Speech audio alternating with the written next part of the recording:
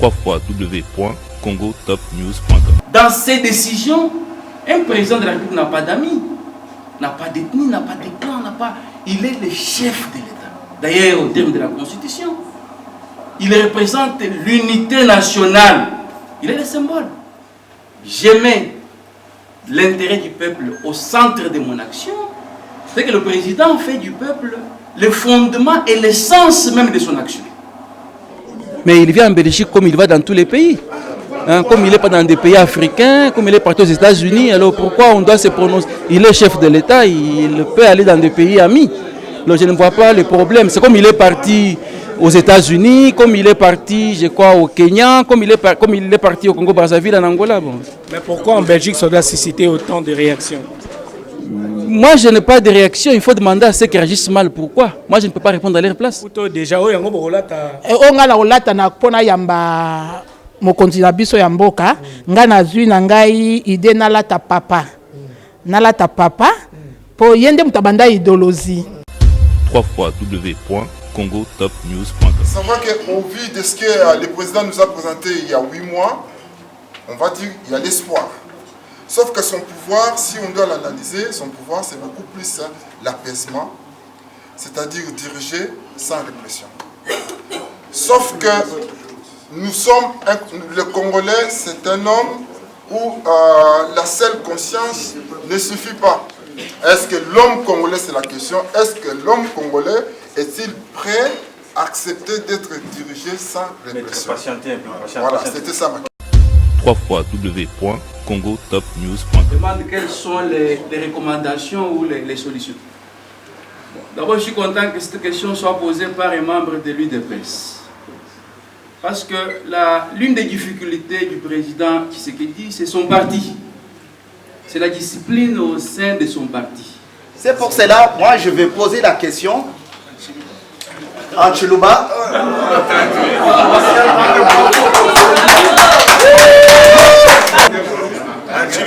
Mukalenga Martin. Udi kwa kutuambila crête yudi mubiki la légitime. Bwani tuikala ni mioyi mihweka mulubele. Tuikala mu marché. Ni chengani. Est-ce que quelqu'un peut d'abord traduire cette question-là? www.congotopnews.com. Non, moi je vous le dis comme je l'ai ressenti, quoi. Il y avait, son élection a été un petit peu a été contestée. Il y a eu une évolution depuis un an. Et au départ, on disait qu'il y avait toujours l'ombre de l'ancien président qui pesait sur le Parlement. Et donc, ça serait très difficile pour lui de gouverner. Et je voudrais... www.congotopnews.com. Les gens qui ont combattu ici comme des combattants, tout ça qui était fiché au niveau de l'année, qui hésitaient même, dit ah, arrivé. Et quelqu'un m'a appelé, il me dit non, je ne crois pas. Je ne crois pas. Je suis arrivé à Ndili. Il ne croyait pas lui-même parce qu'il avait prévu ses frères que non, soyez là parce que je serai embarqué. Et il n'a pas été inquiété. Aujourd'hui, les gens qui suivent la RTNC, avant on disait que la RTNC, la seule vérité, c'est quand ils donnent des communiqués nécrologiques. Et le reste...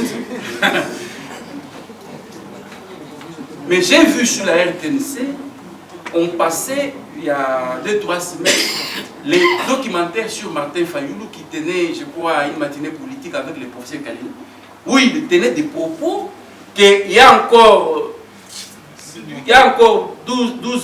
9 mois, personne ne pouvait oser tenir de tels propos sur la RTNC. Je ne sais même pas s'ils sortaient de la RTNC. www.congotopnews.com. Pour que le président de la République réussisse son programme, il a besoin d'avoir ce qu'on appelle les moyens de sa politique. Or, les moyens de la politique d'un État sont constitués par 2 éléments, selon moi. Il y a la fiscalité, il y a la parafiscalité, et de l'autre côté, il y a ce qu'on appelle le portefeuille de l'État. Mais j'aimerais savoir si le président a-t-il pensé à la rémunération des enseignants. Puisque si ces enseignants sont mal payés ou s'ils ne sont pas payés, cela risque de créer une sorte de grève de l'enseignement et cela ne sera pas bon pour l'image du pays. Et ma deuxième question est qu'aujourd'hui, les autres pays reconnaissent être inspirés de la culture congolaise. Quand je parle de la culture, je parle de la musique, du théâtre par exemple. Et nous voyons que ces pays qui se sont inspirés par le Congo se développent aujourd'hui alors que nous-mêmes, on a un niveau très bas international, on va dire. Et j'aimerais savoir que fera le gouvernement dans les jours à venir pour promouvoir notre culture. www.congotopnews.com. Il ne doit pas trembler même autour de lui. S'il faut nettoyer, le président nettoie parce que c'est l'intérêt général. Vous devrez vous rapprocher de nous et surtout, l'homme intellectuel congolais, au jour d'aujourd'hui, ça se voit. Les discours, on va dire, des jardins d'Éden, ça passe pas. Ça passe pas. Bien. Bon.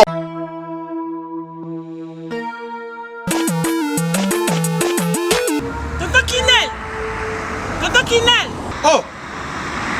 Parce que biloko nanga depuis na tinda bandeko nanga na ngolo ba bazika biloko nanga te 6 mois yango papa. Biloni. Bilo bakoli na tinda kiko. Mon atteint biloko ça fait 6 mois non agence nango. Mais eko ma TV. Non. Rita na bilo pe leki nanga butaka pe bato tinda biloko. Muto zo ba forme musicien, ala forme ndate ba moko na studio, aboka ta mutu modi bangate. Mon frère. Rita. Leki nanga. Biso dans la côté des autres qui dans là, ils ont chargé les longs. Pour ça, le bureau, qui nous choisir quand on regarde ça, quand tu côté de la salle. Ils ont cherché le bureau de Angola, fait 45 jours de commis. 45 jours de commis. Il a fait combien d'années? Angola Express Business International. Ah bon? Pour les aller au Tchèque en France et qui est mon Angola. La conteneur peut direct. 45 jours sur le bureau. Pour les aller sur le bureau, on se en voiture, vraiment. Mais quel est le jour il y a en Angola, maman?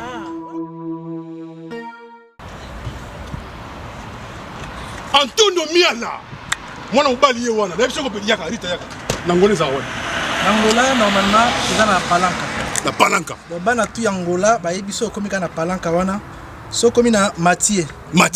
Komi normalement na hôpital na Sanator. Hôpital Sanator. Kalaka. Oui, ça bande. Komi na hôpital Sanator. Okomi wana pembeni wana tona bara na Mathieu za wana. Bara Mathieu. So komi na bara Mathieu tuna luka Rua Jota. Rua Jota. Donc Jota ko bazo Jota. Donc so tuni kana Rua G. Batutu bayebi déjà agence ezaka moko koto la palanka mudumba tutu bayebi agence ezaka moko Angola Express International Business. Bana Suisse, bana Belgique, bana Italie, bana Angleterre, numéro wana eza wana Londres. Oh no sabi kaza mwana Angola benga biso tokoya tokotinda biloko tozwa biloko to charger et kena ba vacances a ozala très à l'aise na Luanda. Mesdames, Mesdemoiselles et Messieurs, bienvenue dans votre émission Hero Show présentée par Noli Tamboulé Sage. Aujourd'hui, nous allons assister à une conférence débat.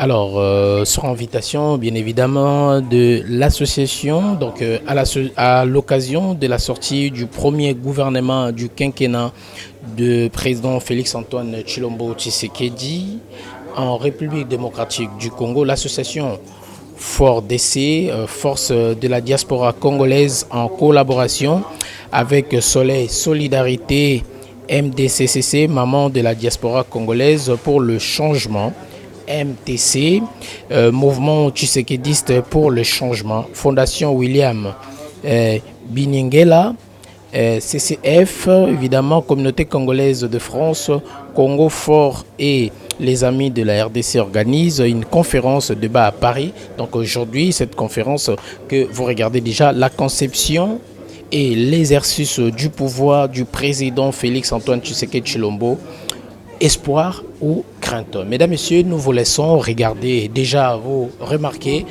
que le débat a bel et bien commencé. C'est le vôtre Noli Tamboulé Sage sur www.congotopnews.com. Suivons ces débats et on se retrouve juste après. Merci. Nous sommes un peuple.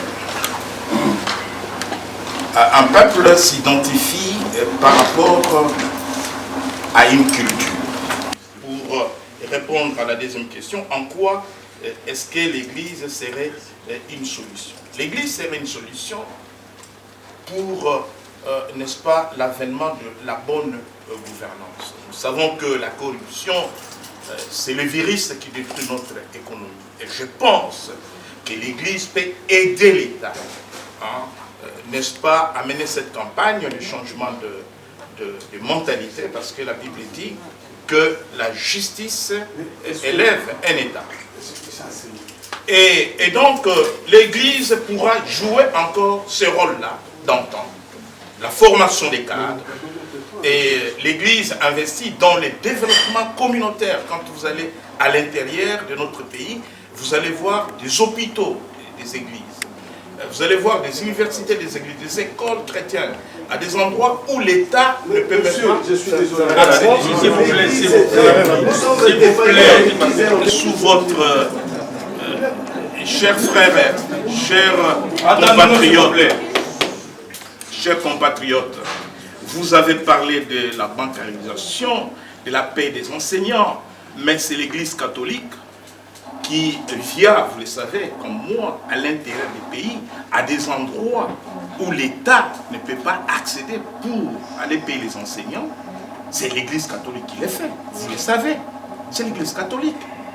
Et donc, moi je pense qu'ignorer le rôle de l'Église aujourd'hui serait méconnaître d'abord le travail. Je pense que quand on parle de l'Église ici, souvent, vous avez parlé de la prolifération des églises. Et dire que l'Église a accompagné l'État, je dis non. Parce que vous confondez le fait qu'une certaine frange de l'Église soit inféodée au pouvoir. Être inféodé au pouvoir. Subir l'influence du pouvoir. Ne pas accompagner.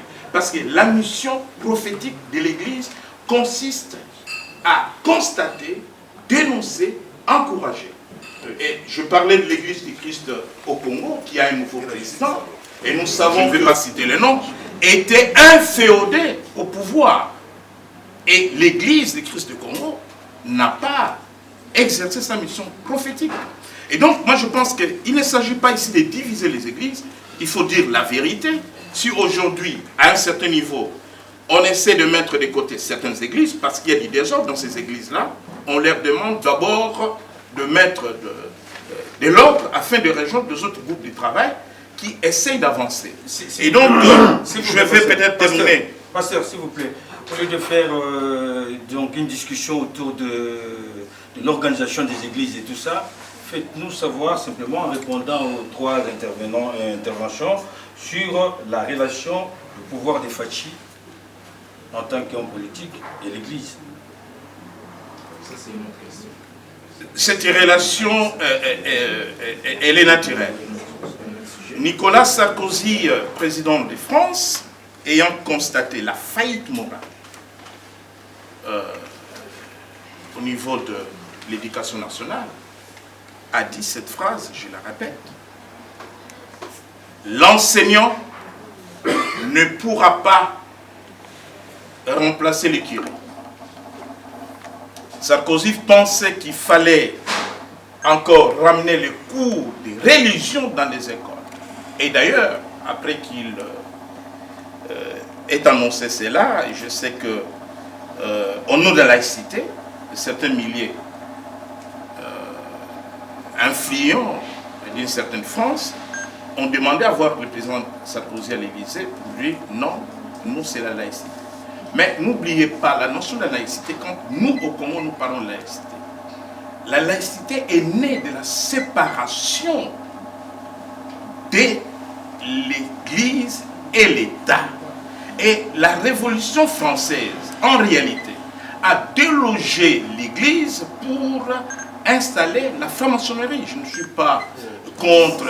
C'était pas la Révolution française, hein. C'était le 19 décembre 1905. Moi je parle la séparation. La loi 1905 intervient bien après. Ok? La loi 1905, et d'ailleurs... Laissons le pasteur répondre. Parce que quand vous parlez de la laïcité, après la conférence, vous pouvez il faut chercher... Quand vous parlez de la laïcité, c'est facile de prendre des concepts, à l'extérieur, les ramener chez nous. Et donc, moi, je pense qu'il n'y a pas de débat, mais j'essaie d'expliquer le rôle que devra, n'est-ce pas, jouer l'Église.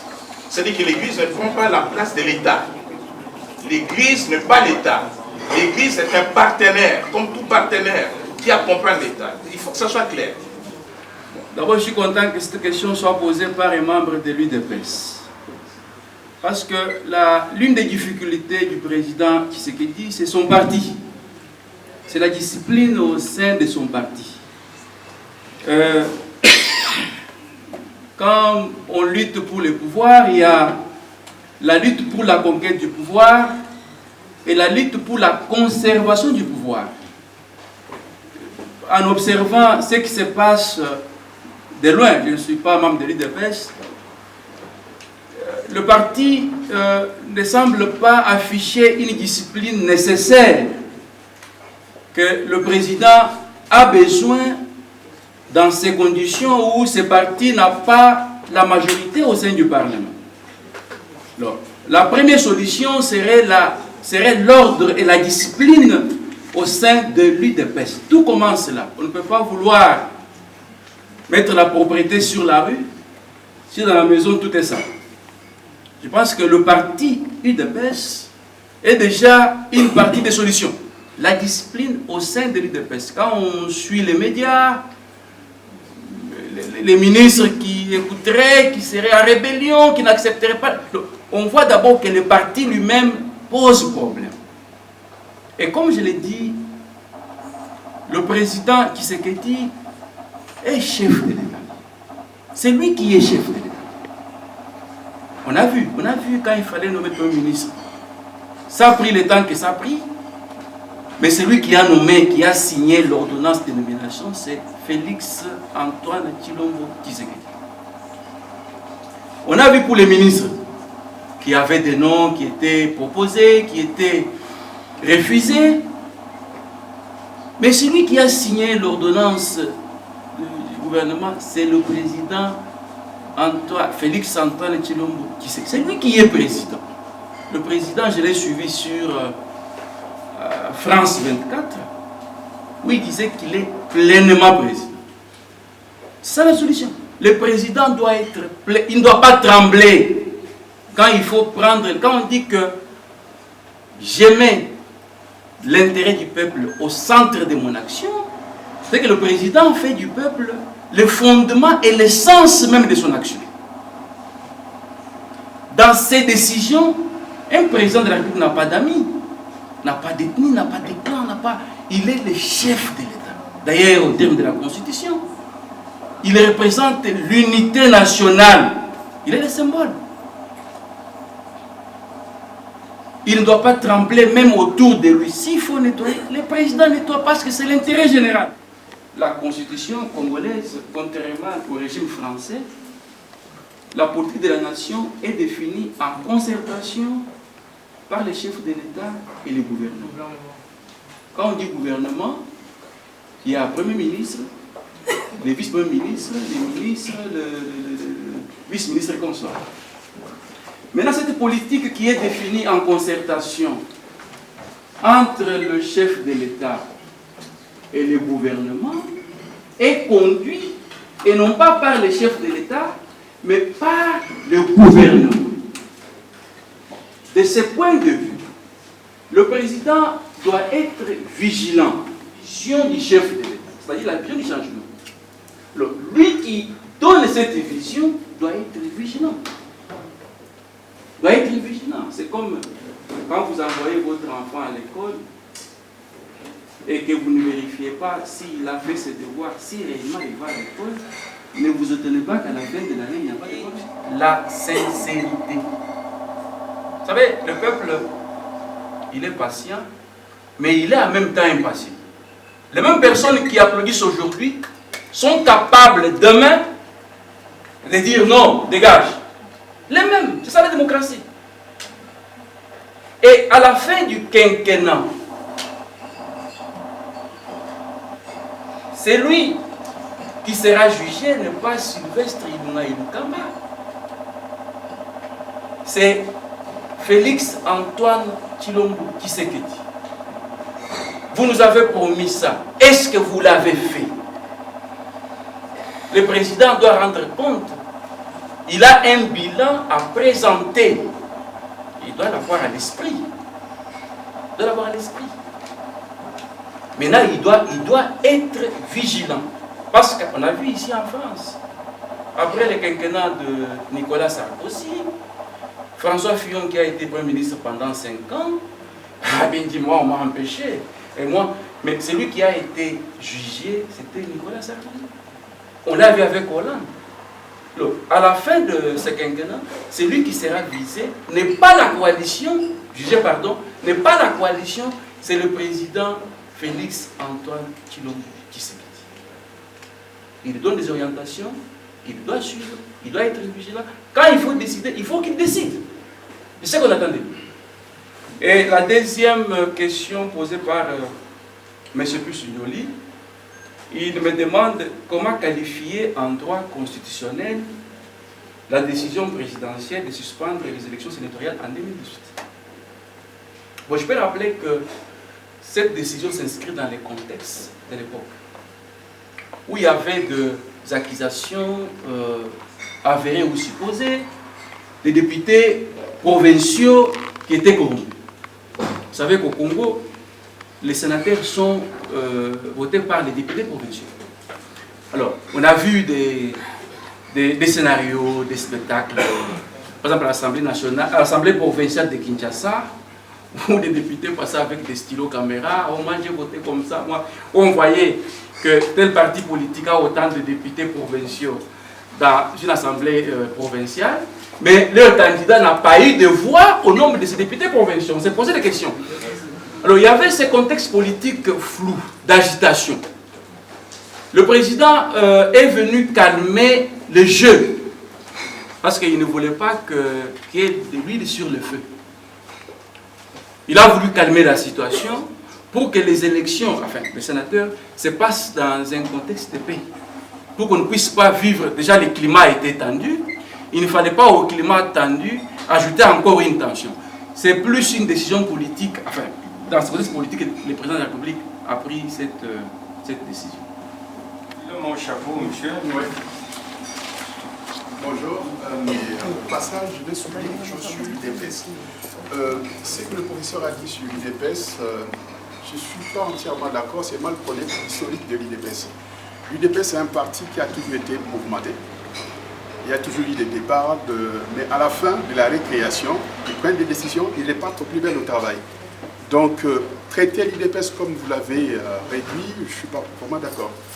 Voilà, parce qu'il y a eu des bagarres avec Gabriel Kyungu et son grand frère Étienne.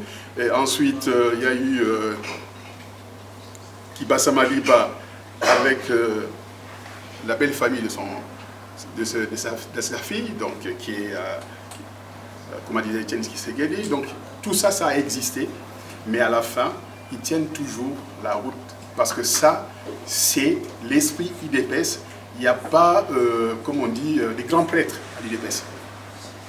C'est la pyramide renversée, donc il y a toujours cette récréation. On ne peut pas toujours en tenir rigueur. Ok, il y a ça. Maintenant, je vais m'adresser au pasteur. Ça fait 53 ans qu'on a traversé, je dirais, comme... C'est même une journée, quoi, en fait. Mais c'était l'enfer.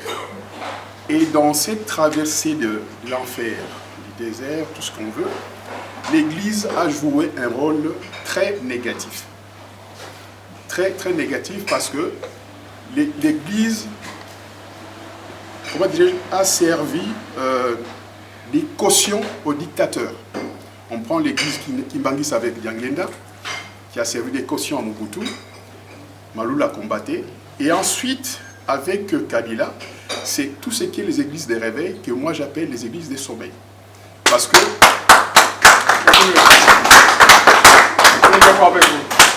Parce que ces églises ont oublié, je dirais, les messages, le vrai message prophétique qui consiste en ce qu'il faut nourrir l'âme, donc chercher Dieu, et le reste vous est donné par-dessus. Alors que l'Église s'est transformée en fonds de commerce. On vend les bénédictions, on vend, je ne sais pas, les prédications. Et tout ça parce qu'ils servaient leur ventre, donc c'est la deuxième partie. Maintenant que le président a dit qu'il y a un changement de mentalité, est-ce que vous avez pris conscience de ces messages? Est-ce que vous êtes décidé maintenant à rentrer dans votre vraie mission qui consiste à servir l'âme des hommes, donc pour élever les hommes et non les endormir, ou vous restez toujours dans votre mission, servir vos ventres?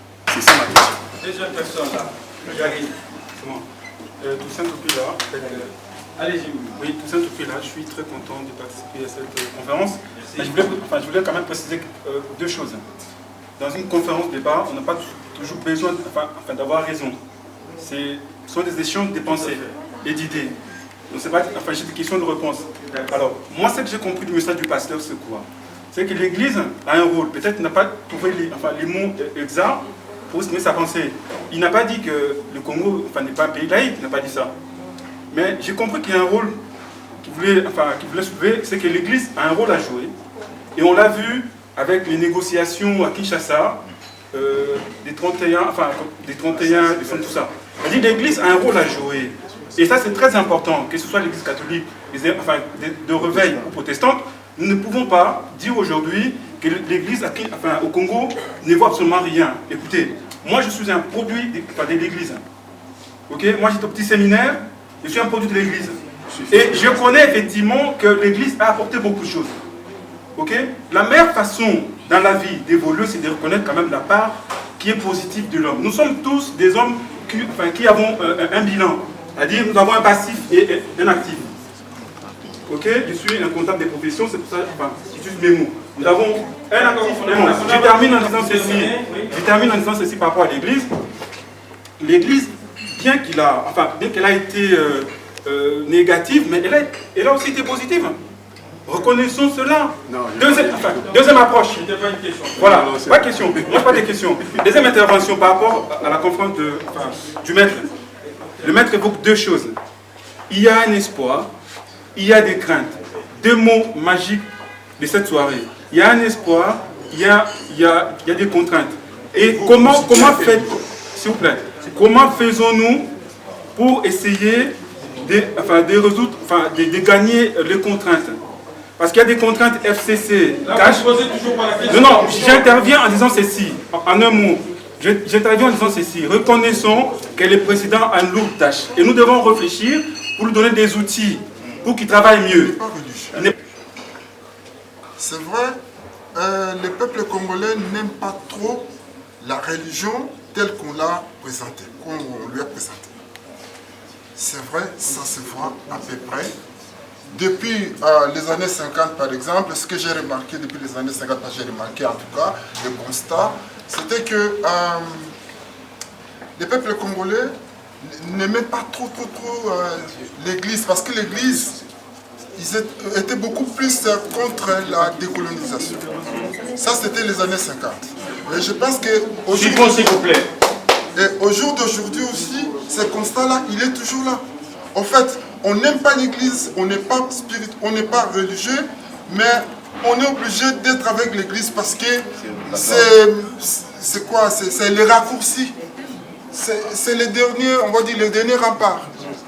Parce qu'on n'a pas beaucoup d'espoir là-dessus. La question c'est quoi? Au vu de tout ce que vous voyez, je pense que vous devez aussi, vous, en tant qu'Église, essayer de reconsidérer à peu près les appréhensions de la population. Il ne faut pas rester seulement, voilà, nous sommes ceci, nous sommes cela, il faut nous voir de près. Vous devrez vous rapprocher de nous. Et surtout, l'homme intellectuel congolais, au jour d'aujourd'hui, ça se voit. Les discours, on va dire, des jardins d'Éden, ça passe pas. Ça passe pas. Bien, bon, mais il n'y a qu'une seule question. Mais la question, pardon, c'était à Maître Martin, oui, par rapport au titre d'aujourd'hui. C'est vrai qu'au vu de ce que le président nous a présenté il y a 8 mois, on va dire qu'il y a l'espoir. Sauf que son pouvoir, si on doit l'analyser, son pouvoir c'est beaucoup plus l'apaisement, c'est-à-dire diriger sans répression. Sauf que nous sommes, le Congolais, c'est un homme où la seule conscience ne suffit pas. Donc c'est là que moi je pose la question, comment est-ce qu'on va toujours défendre cet espoir au vu des diversités que nous sommes? Est-ce que l'homme congolais, c'est la question, est-ce que l'homme congolais est-il prêt à accepter d'être dirigé sans répression? Patienter un peu. Voilà, c'était ça. Ouais. Bonjour. Et après, je vis à Paris, je m'intéresse au Congo depuis une année, je m'intéressais d'ailleurs sur la constitution congolaise. Et justement, je voulais vous demander par rapport à l'élection du président Félix Tshisekedi, qui au départ, il y a eu... moi je vous le dis comme je l'ai ressenti, quoi. Il y avait, son élection a été un petit peu a été contestée. Il y a eu une évolution depuis un an. Et au départ, on disait qu'il y avait toujours l'ombre de l'ancien président qui pesait sur le Parlement. Et donc, ça serait très difficile pour lui de gouverner. Et je voudrais savoir, depuis la coalition, parce qu'il y a eu il a fallu un long moment avant que le gouvernement soit formé, j'aurais voulu savoir qu'est-ce qu'il pense maintenant de l'influence de l'ancien président par rapport au Parlement et par rapport à la politique congolaise et par rapport à la position du nouveau président Félix Tshisekedi. J'ai une observation et une question. Allez-y. Pour l'observation, je commence par remercier les orateurs. J'ai reçu l'invitation. J'ai commencé par lire la conception et l'exercice du pouvoir du président Félix Antoine Tshisekedi Tshilombo. Espoir ou crainte. Je me suis posé beaucoup de questions. Moi-même, j'ai essayé de cogiter sur ça. Et en venant ici, qu'est-ce qui s'est passé? D'abord, l'intervenant, le modérateur, nous dit que nous allons assister à un sujet purement scientifique où la science va parler. Je me suis dit, ah bon, donc la science va parler. Mais jusque-là, je ne vois pas la science qui parle. C'est pas la science qui parle. Alors, de deux. Suivons. Le modérateur, vous avez dit, écoutez, aujourd'hui, on ne va pas faire du djalelo comme dans les temps. Oui. Excusez-moi, avec tout respect, je respecte Maître Martin, pasteur. Oui, on a fait un peu du djalelo. Ah oui. Franchement, un peu du djalelo. Ok, allons-y. Pour la question maintenant, pour Maître Martin, l'espoir c'est quoi? L'espoir c'est ce que Félix, le président Félix Tshisekedi a dit. C'est ça l'espoir. Et la crainte c'est quoi? C'est la cohabitation. C'est la même chose. Ok, il a compris, d'accord. On y va. Ok, je retire alors. S'il vous plaît. Ok, la coalition. Mais à la fin là, les gens vont me dire quelle différence il y a entre cohabitation et coalition. Ouais, je serai là pour défendre ça. Ok, pour faire plaisir aux autres, j'ai dit coalition. Ok, c'est la coalition. On n'est pas en dialogue, s'il vous plaît. C'est pour l'espoir. Non, l'espoir, c'est le dire du président et ses promesses. Quand je dis ses promesses, la crainte, c'est la coalition. Alors maintenant, je vais poser ma petite question. Maître, dites-moi, quelle quel est le niveau de foi que vous faites aux paroles des politiciens? Parce que moi, là, je n'ai pas confiance aux politiciens. Ils parlent quelque chose la journée et la nuit, c'est autre chose. Ce qu'ils disent et la pratique, c'est vraiment...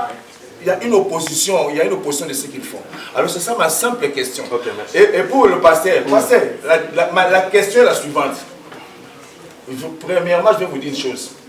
L'Église et la politique, ils vont toujours en parallèle. C'est le parallèle. Jamais ils vont ensemble. Ils se cohabitent quelquefois pour des coups bas. Jamais ils n'ont été sincères. Et puis je vais vous dire une chose. La religion, ce n'est pas une culture. Parce qu'une culture, ce sont les traditions et les coutumes. La religion, c'est l'espérance à une seule personne, Dieu, être suprême. Alors la mission de l'Église, ce n'est pas la politique. La mission de l'Église, c'est amener les croyants à Dieu. Merci beaucoup. Merci. Ça va aller, j'ai trouvé ma réponse dans leurs questions. Jusque-là, on a noté que 3 questions sur 6 intervenants. On y va. Je suis M. Masséga Mathieu Koutalama. J'ai 2 questions. Il y en a une pour le pasteur et une autre pour Maître Mulumba. D'accord. Alors pour le pasteur, j'aimerais bien qu'il nous explique un peu en quoi consiste la missiologie. Et pour Maître Mulumba, je dirais que l'UDPS est le parti le mieux ancré dans la masse populaire adulte du Congo. Sauf erreur de ma part. Alors, jusqu'à présent, je n'ai jamais compris comment l'UDPS est arrivé au pouvoir, a eu la présidence, et l'UDPS a eu la minorité au Parlement, dans les deux chambres. Je n'ai jamais compris ceci. Ou alors, peut-être, Maître Moulouma, avec son expertise, il a pu peut-être y voir quelque chose, mais vous pourriez être aidé aussi par madame qui est membre de la commission électorale de l'UDPS. N'est-ce pas? C'est bon? C'est tout. Monsieur Kaïbé, certes le président doit s'assumer selon le propos de Maître Mouloumba, mais les faits nous démontrent que les pièges sont tendus. Et puis l'article 165 de la Constitution stipule qu'en cas de trahison, le président peut être destitué par le Parlement. Mais actuellement, est-ce que l'UDPS prévoit des stratégies pour déjouer les pièges placés? Parce que les faits nous prouvent, qu'on ne soit pas hypocrite, les faits nous prouvent que les pièges sont tendus. Merci beaucoup, on va procéder à répondre, on revient. Nous aurons tous la parole, les enfants. Tout à l'heure, on a commencé par les pasteurs, mais maintenant on commence par le docteur Mouloumba et puis le pasteur. Je vais commencer par la dernière question. Je pense que la question dit l'IDPS ne prévoit pas, ou je pense que c'est l'IDPS qui peut dire la stratégie au sein du parti dont je ne suis pas membre. Qu'est-ce que le parti pense? Tout à l'heure, j'ai parlé de la discipline au sein de l'UDPS. On m'a rappelé que peut-être je ne connaissais pas l'histoire de l'UDPS, c'est peut-être vrai, peut-être faux, je ne suis pas membre. Mais l'UDPS est aujourd'hui au pouvoir. Il ne doit pas se comporter comme un parti d'opposition. Et ce que nous constatons avec regret, c'est que l'UDPS a un comportement comme s'il était encore dans l'opposition. Alors que l'UDPS doit s'organiser, je sais qu'ils sont organisés, et montrer une cohérence pour soutenir la politique du chef de l'État. Après, des petits problèmes ne manquent pas dans tous les partis politiques. Je ne dis pas que c'est une église où il y a l'Esprit Saint qui doit régner. C'est la confrontation des idées. C'est un parti des hommes vivants, mais on demande aux hommes vivants d'être en harmonie avec eux-mêmes, parce que là, il y a l'enjeu de la conservation du pouvoir. Et la question qui a été posée par M. Jean, bon, M. Jean dit qu'il j'en viens, a dit qu'il ne valait rien. Non, c'est un juriste, M. Jean. Je pense que ce qui était à ma soutenance de thèse, j'ai rendu hommage ces jours-là à mon maître, l'homme qui m'avait inspiré de faire les droits constitutionnels, l'homme qui m'avait donné l'envie, quand j'étudiais à la faculté de droit de l'Université de Kinshasa, qui m'a enseigné les cours de droit constitutionnel. Mon père ne m'avait jamais parlé de la Sorbonne. C'est lui qui m'a parlé de la Sorbonne. C'est ça? Non, j'ai dit mon père ne m'avait jamais parlé de la Sorbonne, et surtout de la rue Soufflot. L'homme que j'ai rendu encore hommage ces jours, parlait de la Sorbonne, et qui m'a donné l'envie de faire le droit. Parce que moi, quand je grandissais, je voulais devenir prêtre. J'étais servant de messe. Alors, aller en droit pour moi, c'était pour aller voir est-ce que ça ira ou pas. Et les jours que j'arrive à la faculté, on me dit, ah, première année, c'est là-bas. Je partais pour tenter. Je n'étais pas tellement de cœur avec le droit. Et j'arrive là, la vie elle-même n'a jamais de garantie absolue. Voilà pourquoi, quand on achète une voiture, on prend une assurance. Même si on connaît, on maîtrise bien les volants. On sait que non, moi, j'ai déjà conduit pendant 50 ans. Mais on prend l'assurance parce qu'on ne sait jamais. Toute parole, même d'un curé, il n'y a aucune assurance. Toute parole d'un homme, l'homme reste l'homme, avec ses qualités et avec ses défauts. L'homme peut vous dire une chose et il sort là, il fait le contraire. Même un curé, Et j'ai toujours dit que les mal congolais, c'est sa classe politique qui est constituée en grande partie des trafiquants politiques qui ont fait de la politique un fonds de commerce. C'est ainsi que, même quand tu dis à un enfant, moi j'ai ma fille, tu me dis, papa, tu veux devenir politicien? Ce sont des menteurs. Je lui demande, mais ils t'ont déjà menti quoi? L'enfant ne sait pas m'expliquer. Mais voilà l'idée qu'il a des politiciens. Ah, ce sont des menteurs. Maintenant, le président Tshisekedi, pendant sa campagne présidentielle, il avait dit, moi président, il n'y aura pas encore de cachot politique. Moi président, une fois arrivé au pouvoir, il a commencé par montrer qu'il peut tenir sa parole. Il y a des gens, je ne peux pas citer leur nom, qui étaient partis en vacances en juillet, août au Congo. Des gens qui ont combattu ici comme des combattants, tout ça, qui étaient fichés au niveau de l'année, qui hésitaient même, dit, ah, arrivé. Et quelqu'un m'a appelé, me dit, non, je ne crois pas. Je ne crois pas. Je suis arrivé à Ndili.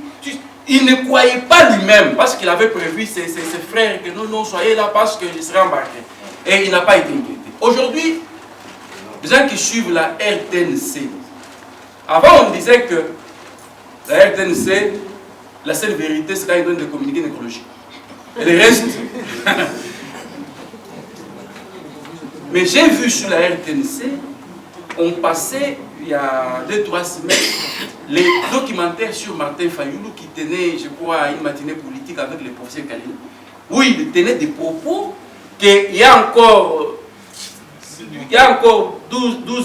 9 mois, personne ne pouvait oser tenir de tels propos sur la RTNC. Je ne sais même pas s'ils sortaient de la RTNC. Alors, ce sont des petits points qu'on peut soulever, mais la garantie absolue, mon cher frère, ça n'existe pas. Maintenant, c'est pourquoi j'ai dit que cette fois, oui, c'est vrai aussi qu'en politique, bon, je pense que la fois peut-être c'est quand on parle de la Bible. Hein. Quand on parle de ce qui est écrit là et ce qu'on met en pratique, vous savez, entre la parole et les actes, il y a toujours un écart. Maintenant, c'est le chef lui-même. C'est le chef lui-même qui sait est-ce que ce que j'ai dit, je le fais. Parce qu'il sera jugé. Nous sommes en démocratie. Il sera jugé. S'il ne fait pas ce qu'il a dit, on lui dira non, tel, dégage. C'est un slogan qu'on connaît tous. Non. Il sera jugé. Mais les signaux qu'il a donnés dans 8 mois sont prometteurs. J'ai même suivi l'archevêque de Kinshasa, aujourd'hui devenu cardinal, qui avait dit sur RFI que les premiers chefs de l'État sont encourageants. Or, il était le même qui avait aussi critiqué le même chef de l'État. C'est pour dire que, comme disait Mobutu, le chef seul, il ne peut pas tout. Maintenant, il pose un cadre. Ce cadre qu'il pose demande une agression. C'est là où j'interpelle encore une fois de plus l'UDPS. L'UDPS. J'ai vu parmi les gens qui sont venus me solliciter pour faire cette conférence,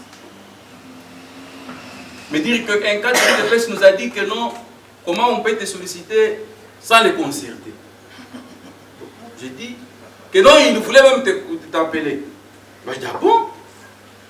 Pour faire une conférence sur le Congo, sur les pouvoirs au Congo, il faut demander l'autorisation au niveau de l'UDPS.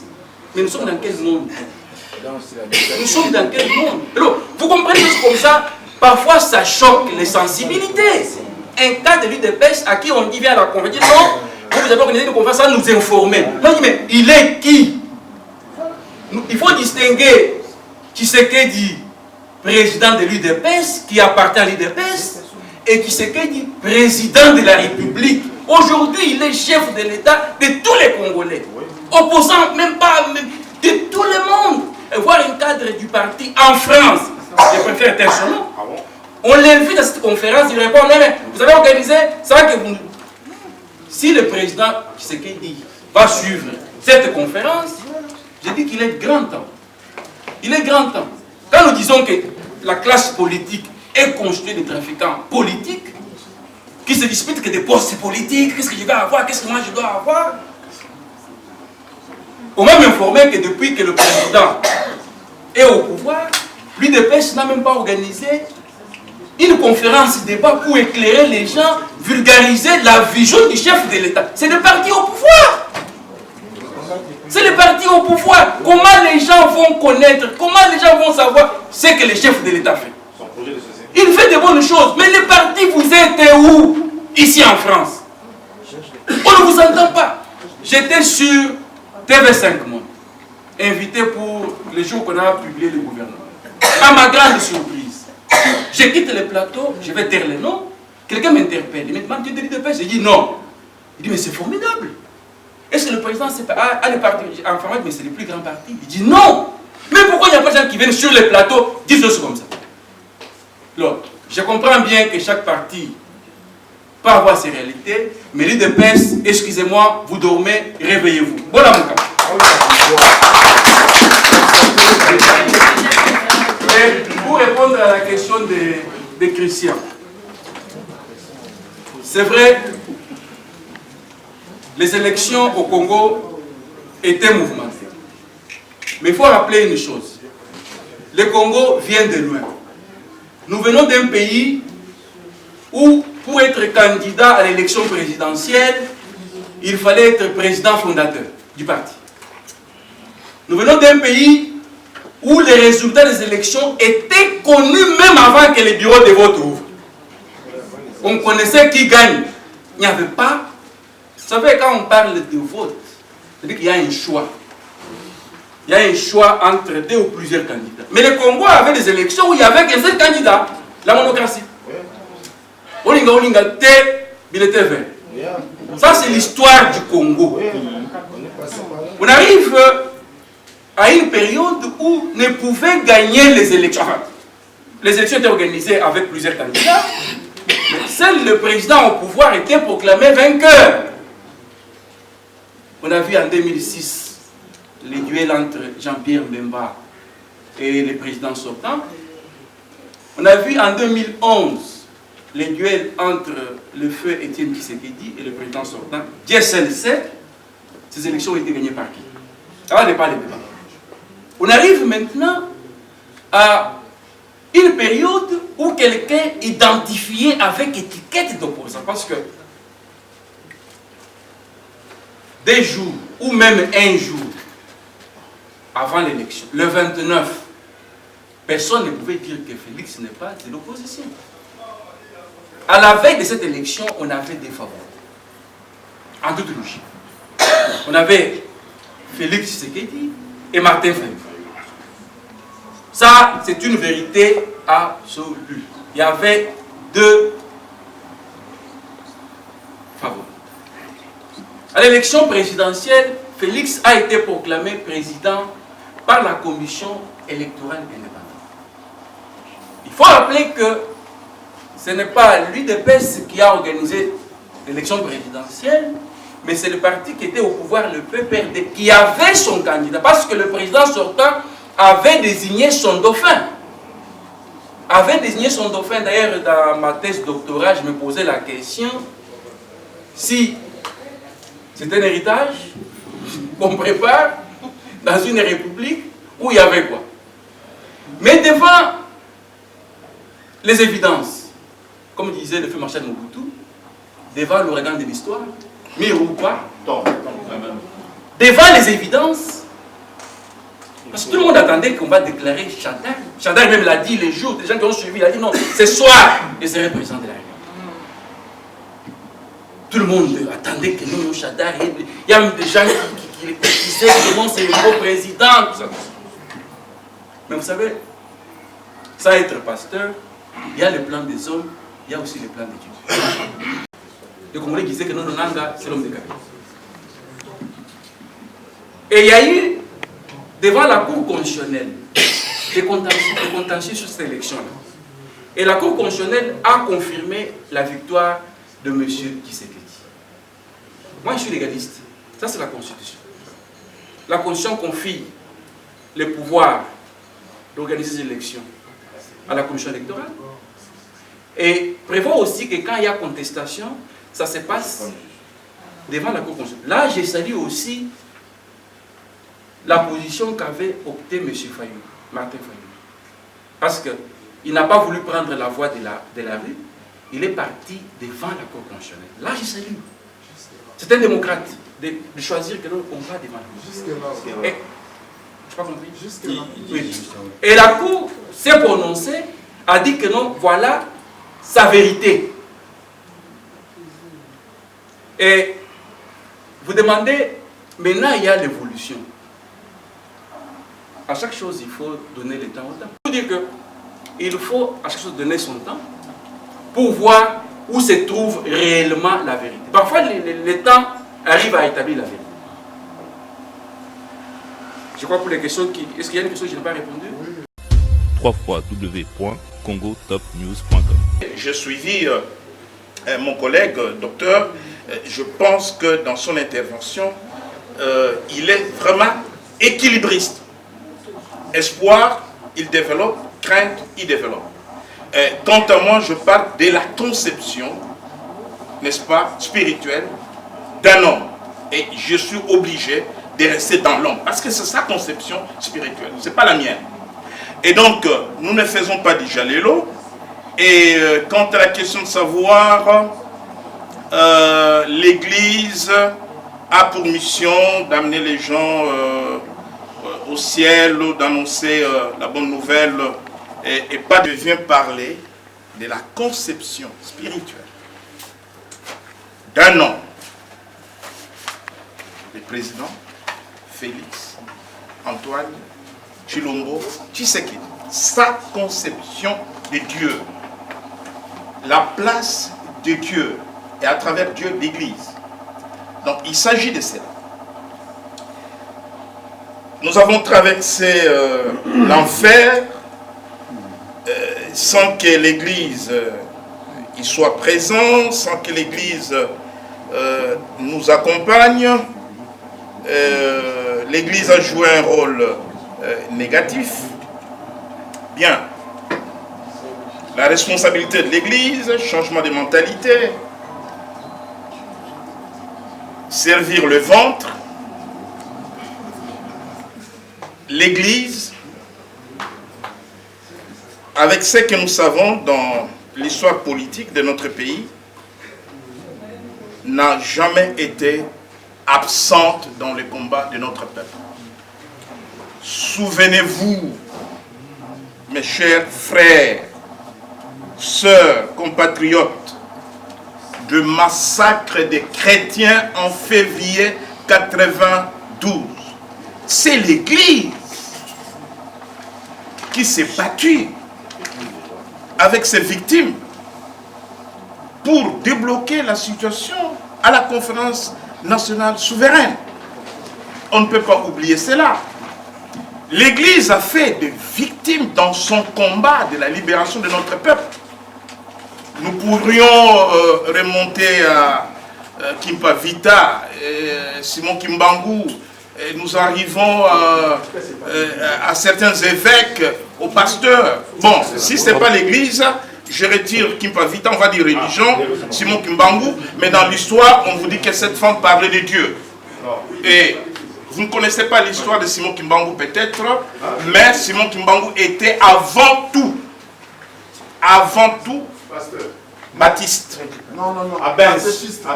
Catéchiste à Benz. Catéchiste, mais chez les baptistes. Oui, à Benz. Voilà. Et donc, je voulais dire tout simplement, si vous pensez que parler de Kimpa Vita et de Simon Kimbangu, c'est le monopole des uns et pas des autres, je parlais des victimes de 92. Ça, c'est indiscutable. Nous pouvons parler des prêtres assassinés à l'Est au nom du combat que l'Église menait là-bas, dans la partie Est de notre pays. Nous pourrons parler de pasteurs morts dans des circonstances dont nous connaissons, pasteur Lukusa à Lubumbashi. L'Église a fait des victimes dans ces combats-là.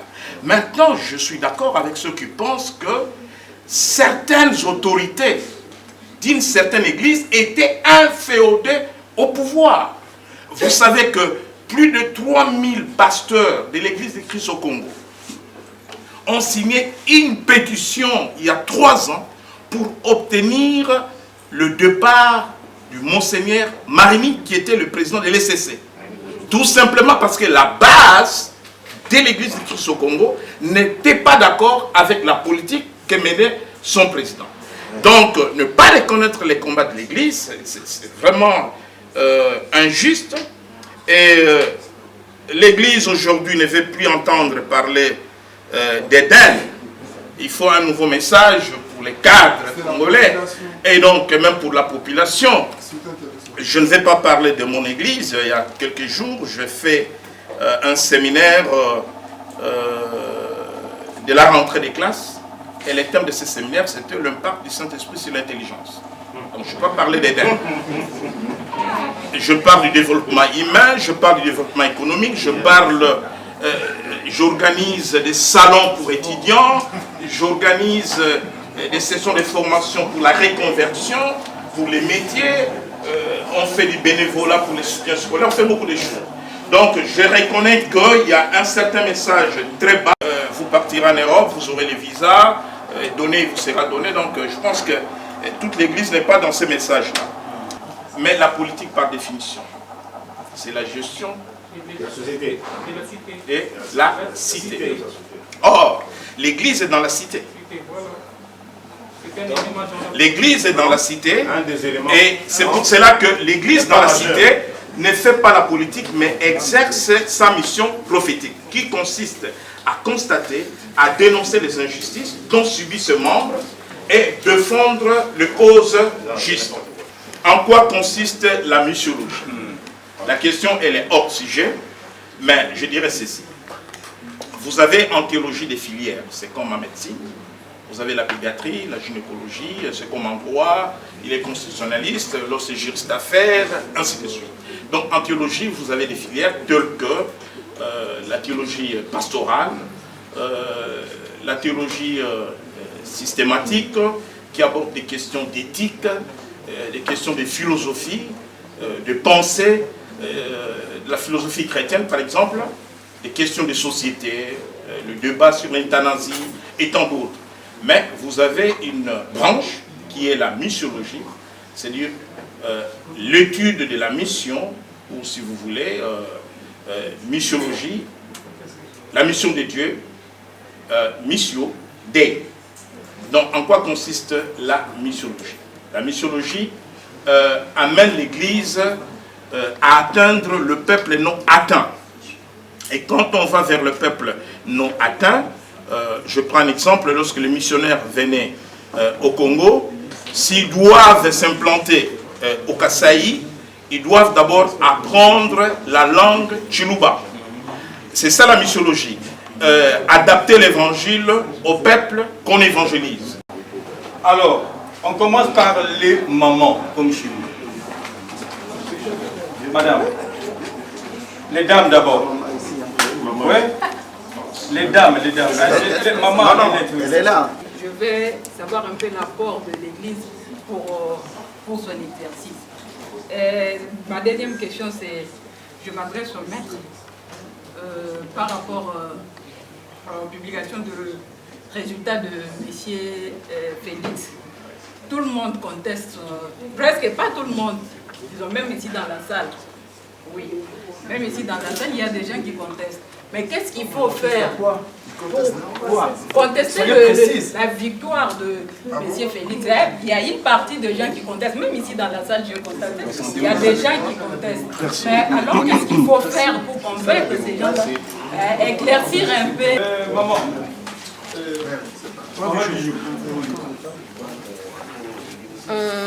Maman Bijou Mboma, la présidente de MDCC, le maman de la diaspora congolaise pour les changements. Je m'adresse à Maître Martin Moulumba. Je crains du fait que le président Félix n'a pas de majorité parlementaire, ni sénatoriale, ni gouvernementale qui puisse lui être favorable dans l'application de son programme de campagne.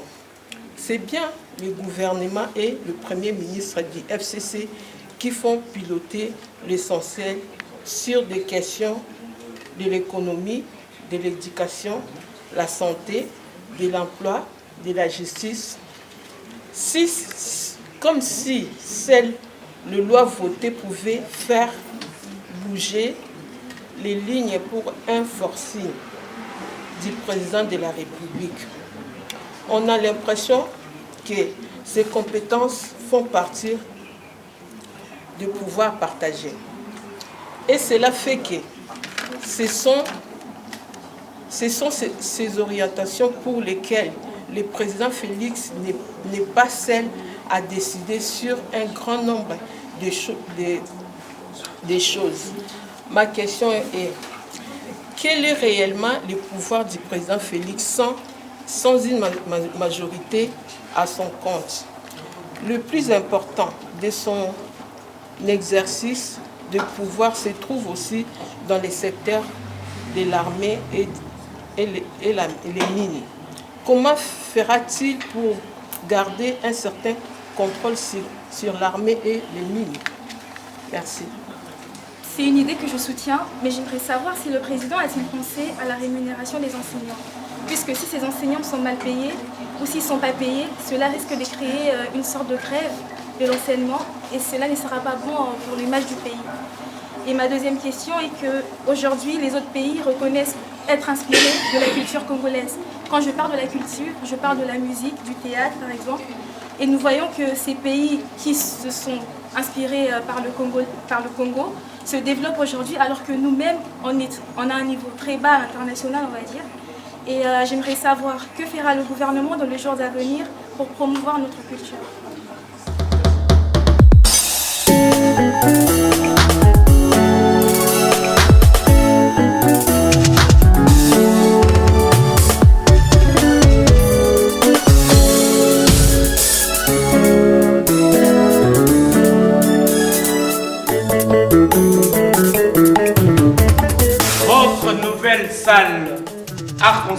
Votre nouvelle salle arc-en-ciel, ici à la porte de Saint-Ouen. Appelez-nous pour vos mariages, anniversaires, pour vos concerts, vos soirées, pour vos conférences de presse.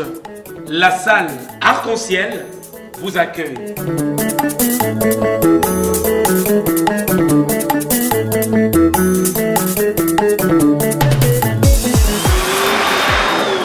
Nous sommes situés sur 41 avenue Capitaine Glaner, Saint-Ouen. La salle de fête arc-en-ciel.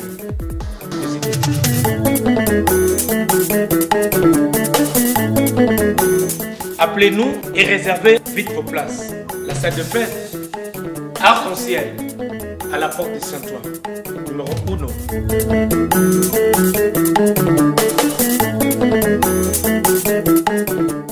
Quel va le soutenir? Salle qui toque pour le moment. Nyosoka pona nyonso na Congo voilà on la carte pour Congo tout changer image à Congo et ba congolais n'hésitez pas à appeler pour la réservation pour la Congo même au moni ba bureau qui to colocation ba bureau pour na ba pasteur pour na ba tenir so kolingi bureau benga.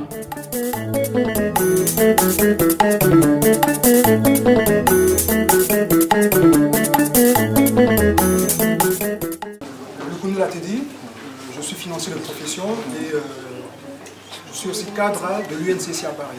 Donc ma question s'adresse à Maître Martin. Maître Martin donc, a conclu son introduction, ses propos, en disant que ce pouvoir du président Félix Tshisekedi suscite de l'espoir. Je suis tout à fait d'accord avec lui. Ceci dit, il y a aussi une crainte dans le sens où ce pouvoir est un pouvoir de coalition. Je voudrais que Maître puisse nous expliquer donc s'il existe d'autres mécanismes au cas où ce pouvoir viendrait, enfin ce pouvoir de coalition viendrait à tomber, quelle autre disposition constitutionnelle peut disposer le président en fait pour continuer donc asseoir son pouvoir. Bonsoir. Je fais partie des organisateurs de cette rencontre. Il était question que les intervenants puissent poser leurs questions dans des langues ou dans une langue qu'ils maîtrisent. Mais je suis Je suis là, il n'y a personne qui parle dans une des langues congolaises. C'est pour cela, moi je vais poser la question en Chiluba.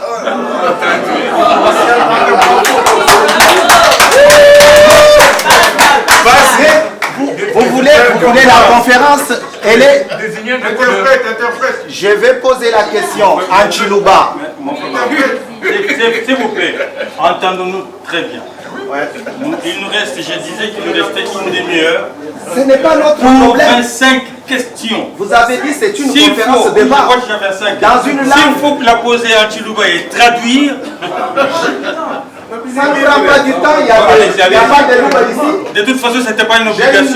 J'ai deux questions. En Chiluba, il y a au français, en Lingala. En Lingala, c'est pour le pasteur.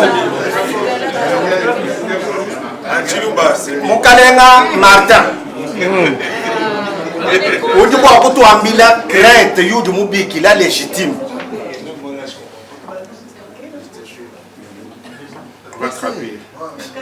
Crainte yudi utuambila légitime.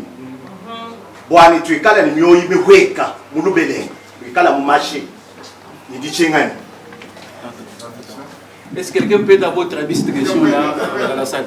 Quelqu'un peut traduire la question pour l'assistante? Qui peut traduire, Monsieur Mwamba? Monsieur Justin Mwamba. La tradition, je peux passer.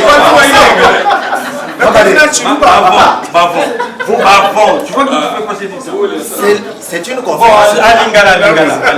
Papa pasteur. Pesa biso motindo kani okoki koyebisa biso mpona espoir oyo président Yamboka Antoine Félix Antoine Tshisekedi Tshilombo mpona ba pasteur oyo bazali kosenga bato badim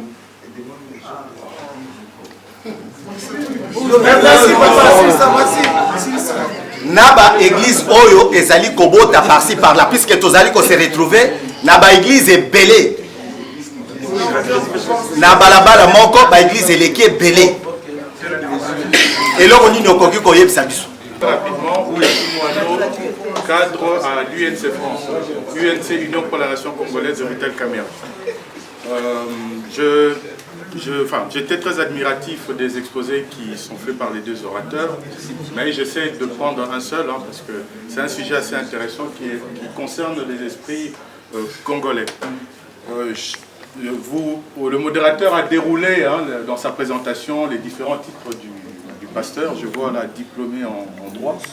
Enfin, moi, la question que j'ai à lui poser, quelle est la corrélation qui fait entre la religion ou l'Église et les performances économiques? Que le président n'a pas une majorité parlementaire qui est propre à lui, ce n'est pas un fait nouveau. On a vu ça ici en France. Maintenant, dans les cas congolais, qu'est-ce qui se passe? Cette majorité parlementaire est détenue par le pouvoir sortant, qui avait comme programme les 5 chantiers. Bon, je ne sais pas comment les placer, quel était le premier chantier, quel était le deuxième, mais il y avait 5. J'ai suivi de la bouche du Premier ministre Sylvestre Ilunga Ilukamba le jour qu'il a présenté son programme devant l'Assemblée nationale. Le pays était dans une situation difficile. Il est du FCC. Lui-même, il a fait ce constat.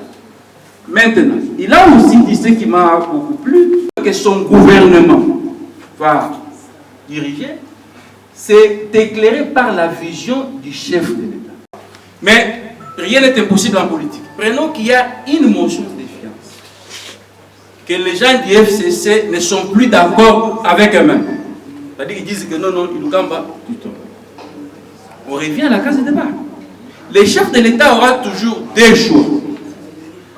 Ou c'est la cohabitation, ou c'est la coalition. Il y en a, j'ai suivi une question, s'il pouvait dissoudre l'Assemblée nationale. L'article 149.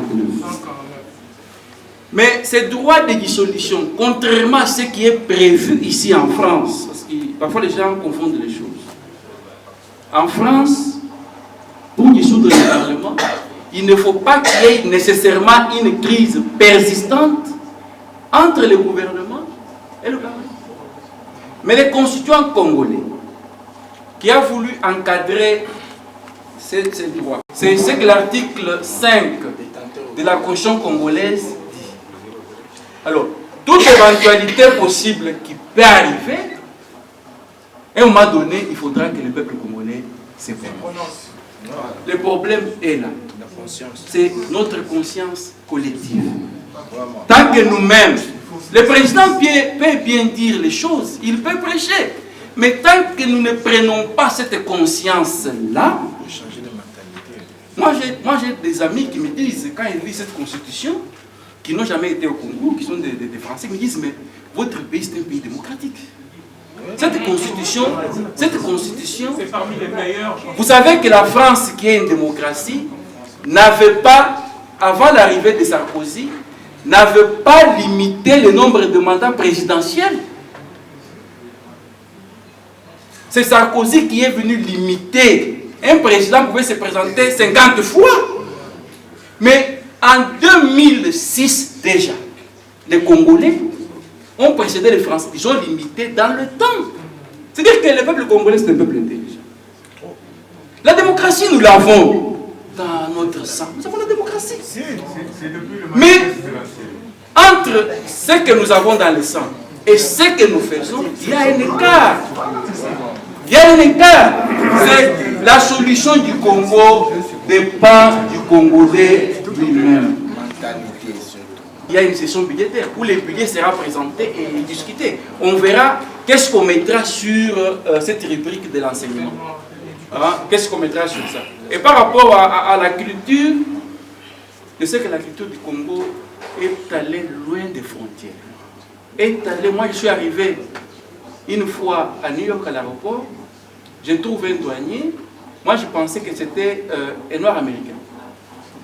Il prend mon passeport, il voit mon nom, il me demande, ah, non, tu es Z. D'abord, moi, je pensais que j'ai en face de moi un noir américain, un ami des trucs de Tour Eiffel. Et ça sonnait dans. Donc, quand il prend mon passeport, il me dit, mais, oh, mon ami, c'est Z. D'abord, j'ai regardé, je n'ai pas répondu. Après, il a arrêté, mon ami, c'est Z. Ça veut dire quoi? Il me dit, congolais. Ah oui, il me pose la première question, tu connais Kofi Olomide? Il ne m'a pas demandé le président de la République, tu connais Kofi Olomide? Il m'a renvoyé la culture. C'est pour ça que la culture congolaise est partie loin de la frontière. Il revient aussi aux musiciens même. Il y a un ministre de la culture. De voir avec la musique. C'est la musique. On ne va pas limiter la culture congolaise à la musique congolaise. Non, la musique, c'est pas possible ça. Non, la musique, c'est pas la culture. Mais la culture n'est pas seulement la musique. Mais c'est la musique congolaise, oui.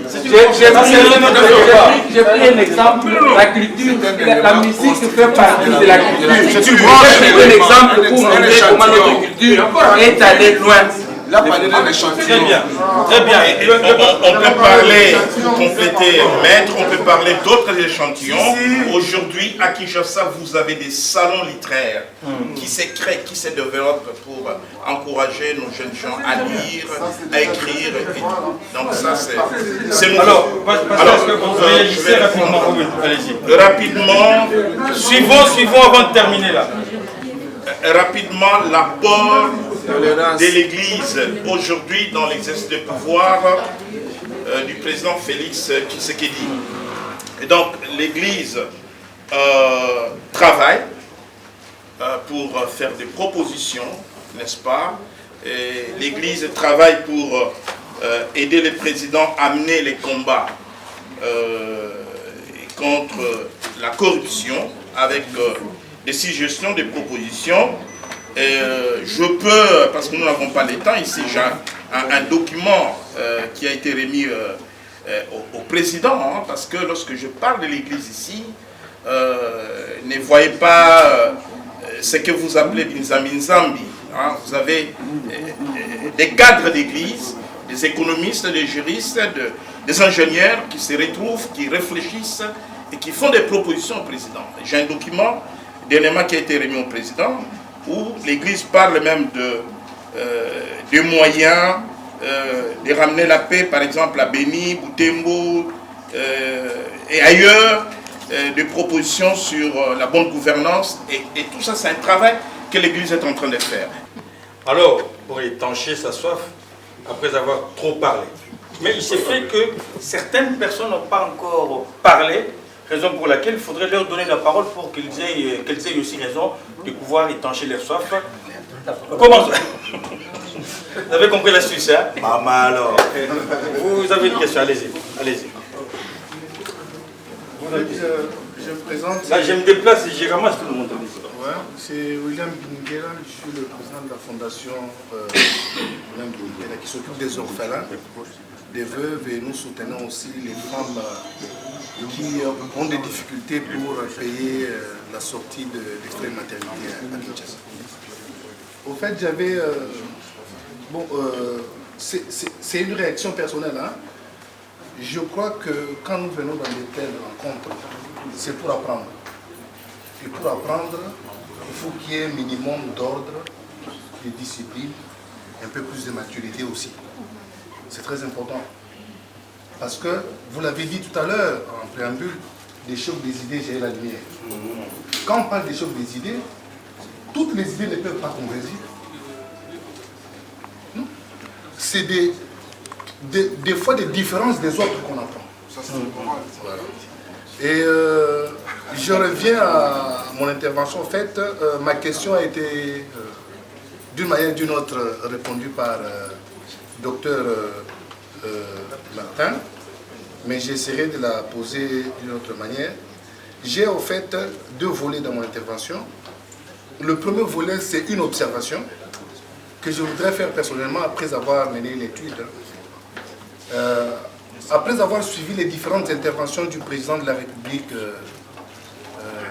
télévisées et la dernière intervention à Kintele au Brazzaville, Congo-Brazzaville, voire même au Congo central dans notre pays. Et là, ça a attiré mon attention sur les entreprises de l'État. C'est une observation. Hein. Le terme privatisation. Bon, je suis économiste de formation.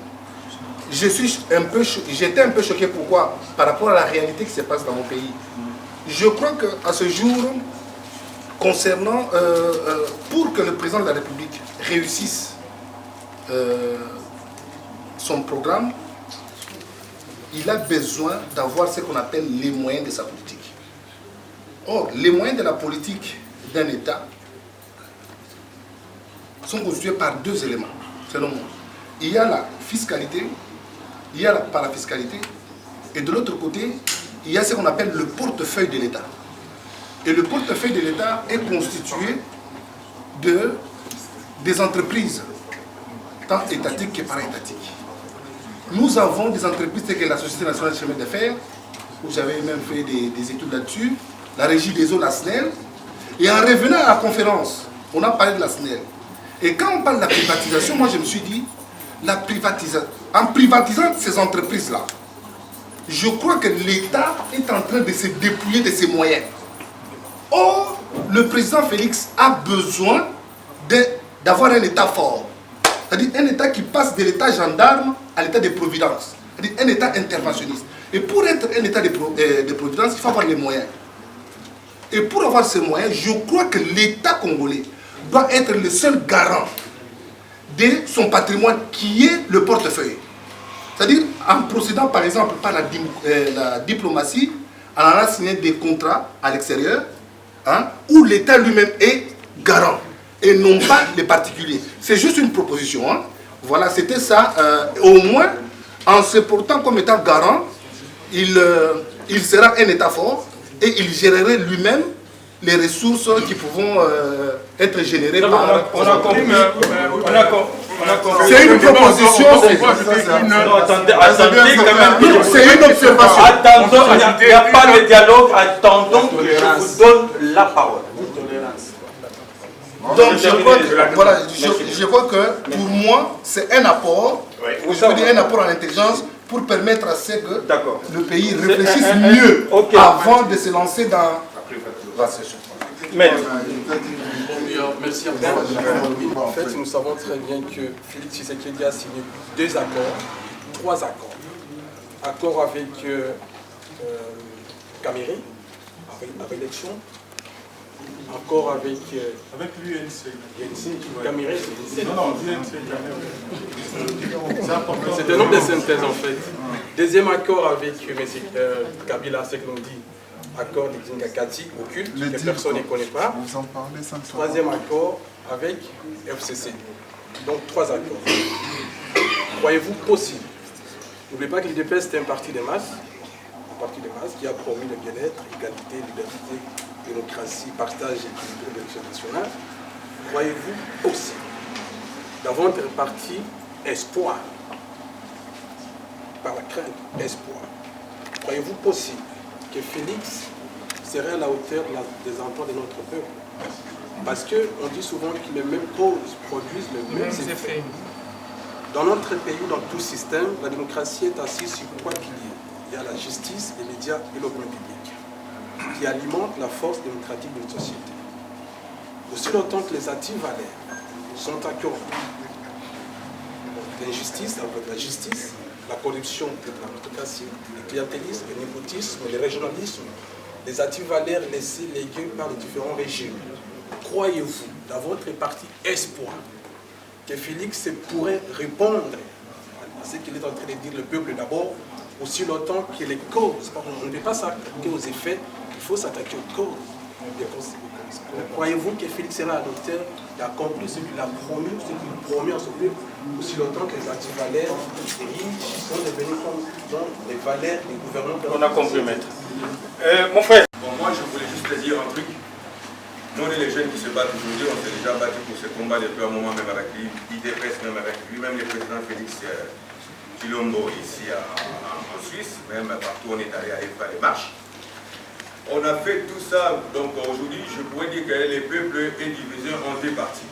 Ok, quand les peuples sont divisés en 2 parties, on peut faire tous les programmes qu'on peut faire. Moi, je ne vois pas comment on peut faire trop de débats tant qu'on a toujours ces systèmes qui sont derrière nous pour continuer à nous diriger toujours. Parce que là, il y a un peuple d'un côté qui dit qu'ils ne sont pas d'accord avec ce qui se passe avec Félix, et le président Félix, excusez-moi, et d'un autre côté, il y a un peuple qui sont pour Félix. Et dans ces 2 peuples-là, il y a le tribalisme qui tombe aussi là-dedans. Donc, tout ça là, ça mène le pays où on ne sait pas. Alors, c'est pour ça que moi, j'ai dit, est-ce qu'il y a tout ce qu'on est en train de faire ici? Est-ce que ça va aboutir à quelque chose si on a toujours ce système qui sont derrière nous? C'est juste ça ma question.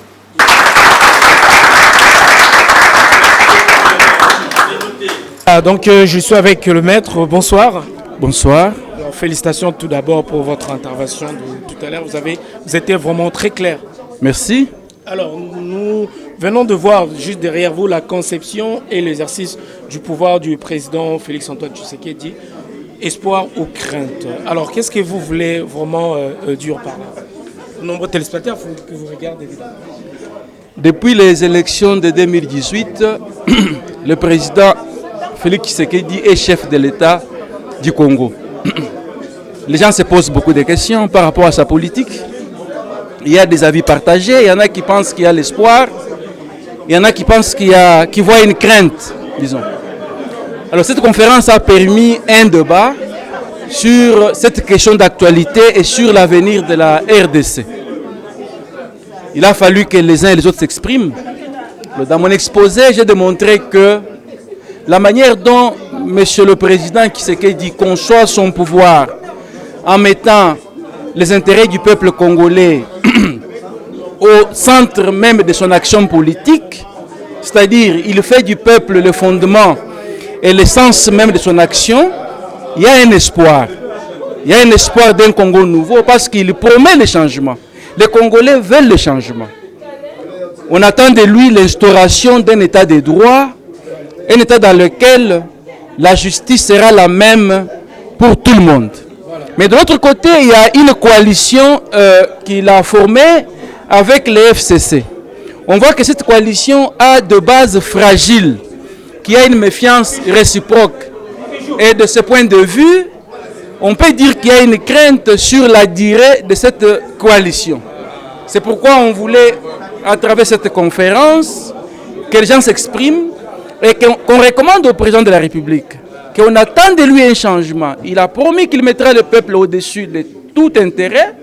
Et quand il faudra décider pour l'intérêt du peuple, il ne faut pas que sa main tremble. Alors, ce que j'ai remarqué tout au long de cette conférence et ce débat, ça a suscité beaucoup de doutes. Oui. Évidemment, il y a des intervenants qui ne croyaient pas vraiment à vos réponses. Ça vous a fait quoi en fait? Non, il y a des gens qui... En fait, vous corroborez pas en fait par rapport à vos réponses. Non, il y a des gens qui pensent qu'il y a une crainte. C'est légitime. Il y en a aussi qui pensent qu'il y a un espoir. C'est justifié. Alors c'est un débat. Dans un débat, il n'y a pas l'unanimité. Il n'y a pas d'unanimité. Il y a une question sur les élections. Les élections sont passées en 2018, étaient organisées par la commission électorale. Indépendante. C'est cette commission électorale qui a le pouvoir d'organiser les élections en RDC. Il a proclamé le président Tshisekedi chef de l'État, enfin vainqueur des élections. Et que la Cour constitutionnelle qui a été saisie a confirmé ces élections. Alors, de ce point de vue, cette décision de la Cour constitutionnelle a été même reconnue par l'Union africaine. C'est ce qui a, en tant que juriste, je me suis référé à la décision de la Cour constitutionnelle. Alors, pour chuter déjà, l'arrivée du président en Belgique, vous êtes pour ou contre? Parce que ça a suscité aussi de réactions de gauche à droite. Mais il vient en Belgique comme il va dans tous les pays. Comme il n'est pas dans des pays africains, comme il est parti aux États-Unis, alors pourquoi on doit se prononcer? Il est chef de l'État, il peut aller dans des pays amis. Alors je ne vois pas le problème. C'est comme il est parti aux États-Unis, comme il est parti, je crois, au Kenya, comme il est parti au Congo-Brazzaville, en Angola. Bon. Mais pourquoi en Belgique ça doit susciter autant de réactions? Moi, je n'ai pas de réaction. Il faut demander à ceux qui réagissent mal pourquoi. Moi, je ne peux pas répondre à leur place. Nous vous remercions, maître. C'est moi qui vous remercie. Monsieur, donc, comme vous l'avez constaté, nous sommes arrivés à la fin de ces conférences débat ici à Paris. Donc voilà, je suis avec la présidente de MDCC, donc Maman Bijou, que je m'en vais dire bonjour. Bonjour Noli. Alors, conférence débat Oyo, au retenir Nini vraiment. Et puis participation, la membre parmi Batu Oyo, organiser conférence débat. Merci. Na conférence Oyo débat Oyo na retenu eloko moko. Pour na crainte comme quoi que président a la majorité parlementaire gouvernementale PT pour ngai na mona keza pasi pour na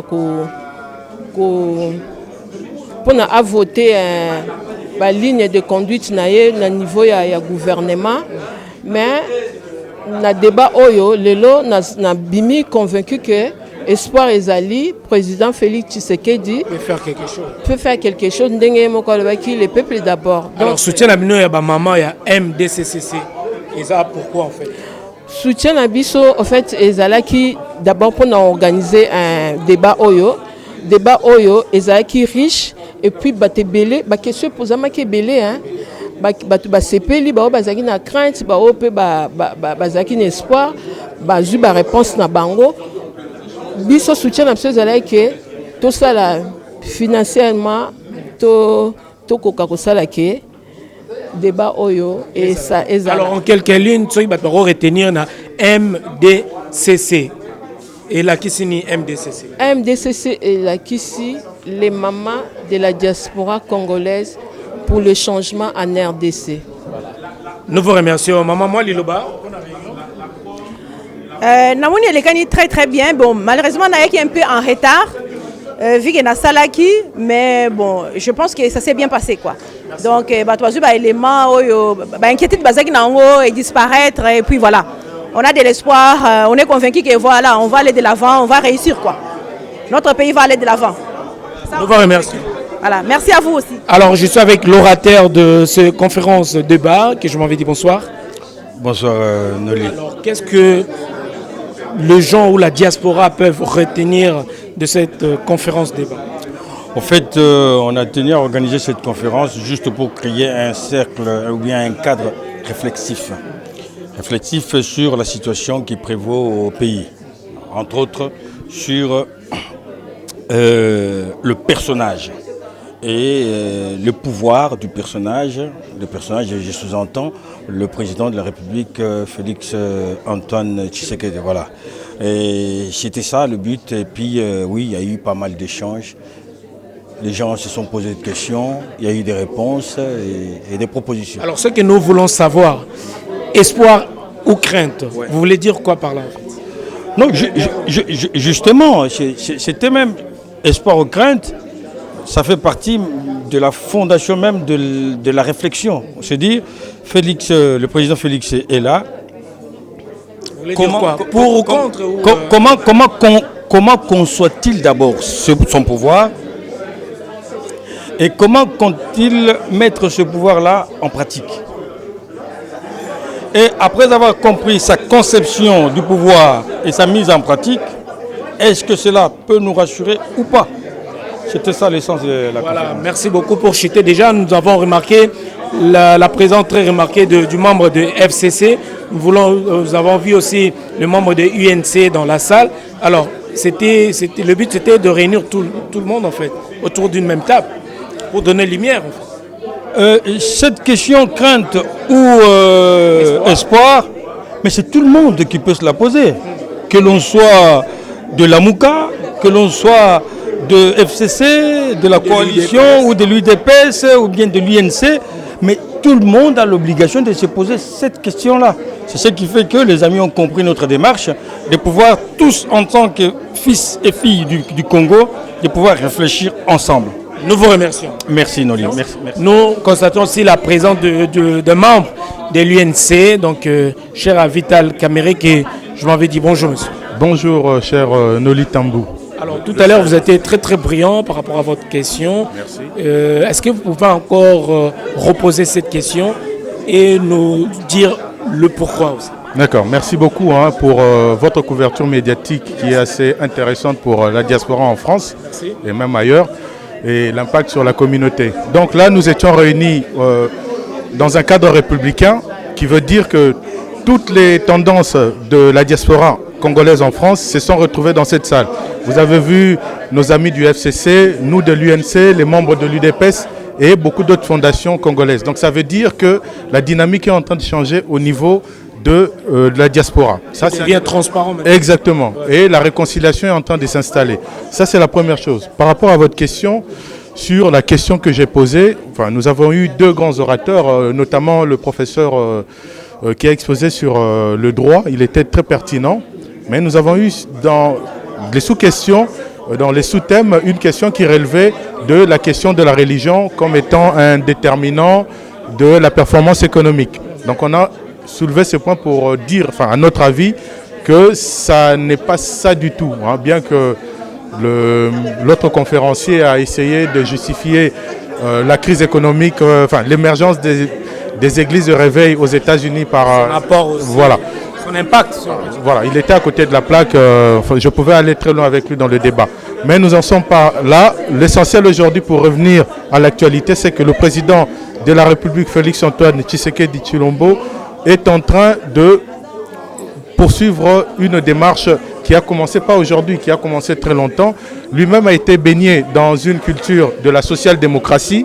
C'est la même famille que l'UNC, c'est la même famille que le PPRD. Ça, les gens ne le disent pas beaucoup, mais c'est dans cette philosophie-là, c'est l'homme qui est au centre des choses. Voilà. Donc c'est un courant qui a pris le pouvoir en réalité au Congo, et nous espérons en y travaillant bien sûr avec toutes les tendances, toutes les forces qui sont autour, notamment l'UNC de Vital Kamere et bien d'autres autres personnalités que nous avons dans le parti, de pouvoir conduire le peuple congolais vers un changement total et radical. Et comme nous le disons ces derniers temps, c'est le peuple d'abord. Merci beaucoup. Pour clôturer avec vous, on ne pouvait pas chuter avec vous parce que vous êtes de l'UNC. Il y a de rumeurs, si on peut dire comme ça. Il semblerait qu'il y a 15 millions de dollars qui ont disparu. Oui. Alors, qu'est-ce que vous pouvez dire par là? Moi, j'aimerais que les Congolais apprennent comment fonctionne un État. Les 15 millions, je peux en parler. Ce n'est pas 15 millions qui étaient dans la poche d'une personne. Ce sont des transactions interinstitutionnelles. Le président de notre parti, directeur de cabinet du président de la République, M. Vital Kamerhe, a répondu dans Jeune Afrique sur cette question-là. Il a bien dit, je le résume, l'argent est bien là, c'est à la ministre de l'économie de pouvoir éclairer le Congolais sur cette question. Lui n'est que directeur de cabinet, voilà, mais c'est au ministre de pouvoir répondre à cette question. Donc que les gens se tranquillisent. Nous avons été transparents. Vital Kamerhe a été président de l'Assemblée nationale. Tout le monde aujourd'hui demande sa démission. Je précise une chose. En fait, Vital Kamerhe a été président d'une grande institution, l'Assemblée nationale. Depuis qu'il est parti de là, il est entré à l'opposition. L'ancien pouvoir, l'ancienne majorité n'a jamais réussi à démontrer des triches, des détournements de finances. Débat au Tomoni, la présidente. Il y a des femmes fortes, il y a Paris, au bazo soutenir le président de la République, surtout son arrivée.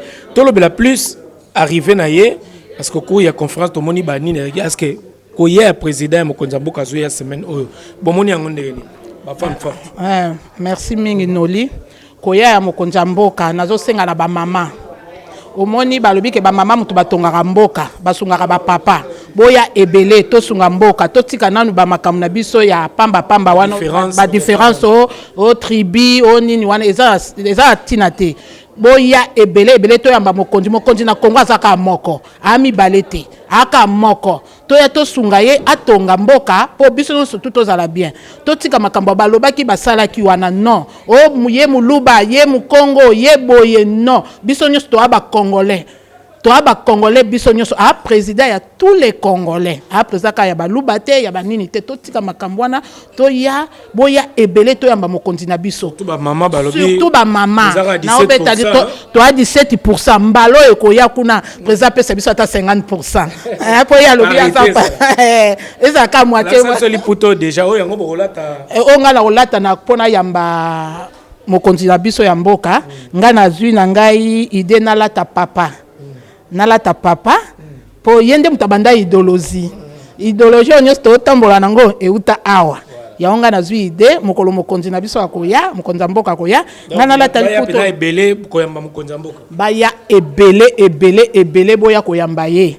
boya koyamba nzamba asali biso grâce il faut ba congolais toye ba nzamba asali biso grâce atindeli biso mutu vraiment mokonzi openza ke oyo ke aza congolais oyo ke azo ba pasi na biso ngana aza convaincu ke azo sala et puis akosala. Merci beaucoup na ba femme forte nyos rendez-vous les 17 na Bruxelles, ma femme forte, hein, toi derrière Maman Denise, donc Fati, béton. Merci